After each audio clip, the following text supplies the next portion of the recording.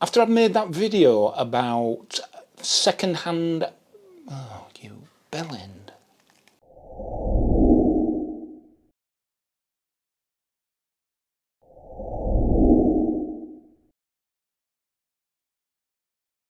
Hey up, welcome back. Now then, my Royal Enfield Classic 350 Reborn. Now, after I came back from the ride out on which I made the video about second-hand trading values for my bikes, go back and have a look if you haven't seen that. When I got back home, I put this bike on its side stand and it started leaking oil profusely, which is a bit of a worry. Now, the backdrop to this is that after this bike had its first service earlier this year, a couple of months after that, when I took it for a long ride and came back and put it on its side stand, I noticed a tiny drop of oil here on the fins of the cylinder head. I thought no more of it really, and it happened a couple of times subsequently, but it was only a tiny amount. So I sort of got to thinking, well, could be just one of those things, maybe a couple of bolts need tightening up, who knows. But yeah, but when I came back the other day, it absolutely had poured down. It had come all the way down these cooling fins here and over the metal engine cases, and had dripped down onto the driveway. And as you can see, these metal casings here, normally mine are very, very shiny indeed, but the oil's taking the shine off them.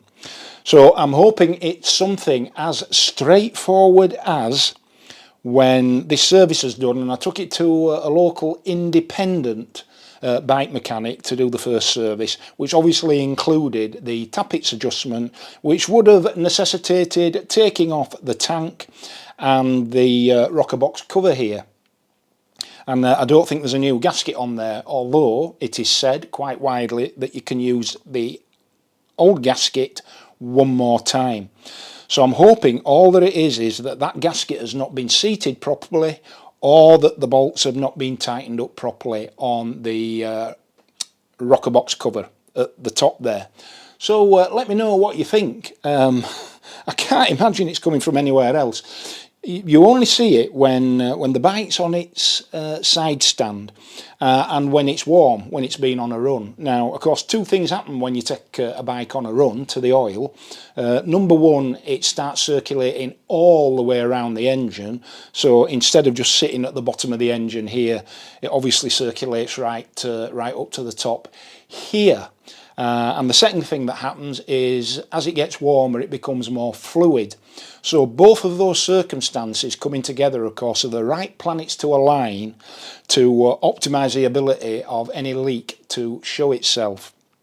So I think that's what's happened. It's only when it's on the side stand, which is not necessarily to say that the leak has come from the left-hand side of the bike. It might have come from the right-hand side of the bike and just tracked down. I don't know. So I'm minded just to try and pop this tank, not all the way off, because the last time I tried that, it was a nightmare. These tanks, I mean, you look at it's like when Uncle Stuart did his video about servicing his own Classic 350, and he said it's straightforward. You just take your tank off and disconnect the